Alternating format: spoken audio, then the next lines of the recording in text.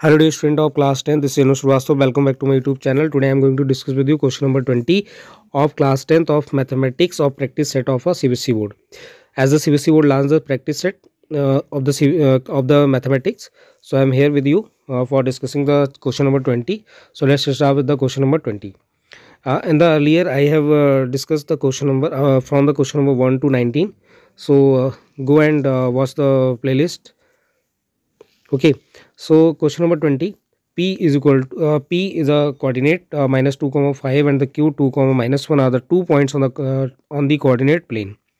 Two statements are given below, one labeled assertion, the assertion and reason as a question. So assertion and reason related question है ये, ठीक है. तो बात करते हैं यहाँ पे assertion क्या दिया है, रीजन क्या दिया है, चेक करते हैं. The mid point 0,2 is the only point equidistance from P and Q.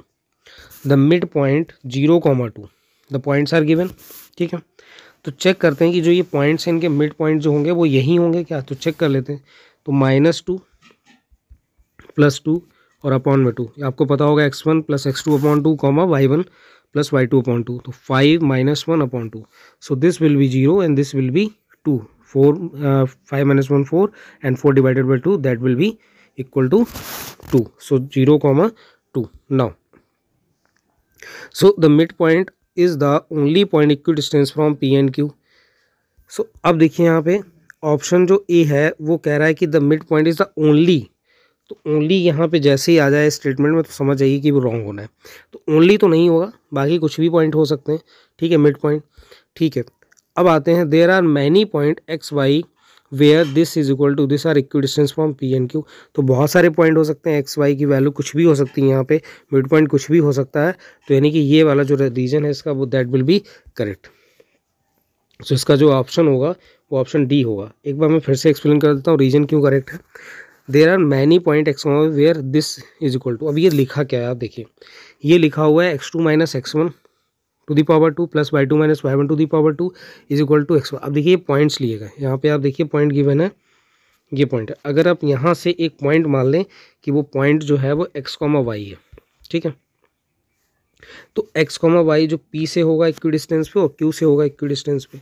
तो आपको यहाँ पे मान लेता हूँ कि मैं पॉइंट c है ये. तो अब आप निकालेंगे PC is equal to C Q, और PC निकालने के लिए आपको लगाना होगा डिस्टेंस बिटवीन 2 पॉइंट.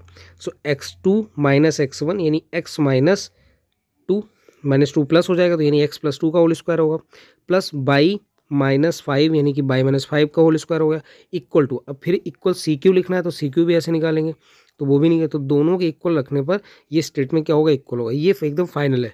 लेकिन जब कभी भी ध्यान रखिएगा इक्वी डिस्टेंस की बात करेगा तो मिड पॉइंट निकालने से हमें करेक्ट आंसर नहीं मिलने वाला, आपको डिस्टेंस फॉर्मूला यूज करना पड़ेगा. That is why the assertion is false and the reason is correct. यानी कि जब भी आपसे बोले कि इक्वी डिस्टेंस में तो आप डिस्टेंस फार्मूला का यूज़ करिएगा, मिड पॉइंट फार्मूला यूज़ मत करिएगा. Thank you everyone. I hope सभी को समझ आया होगा. वीडियो अच्छा लगा हो तो लाइक कर लें, चैनल को सब्सक्राइब नहीं किया तो कर लें, और अपने दोस्तों को शेयर करना बिल्कुल ना भूलें. Thank you everyone.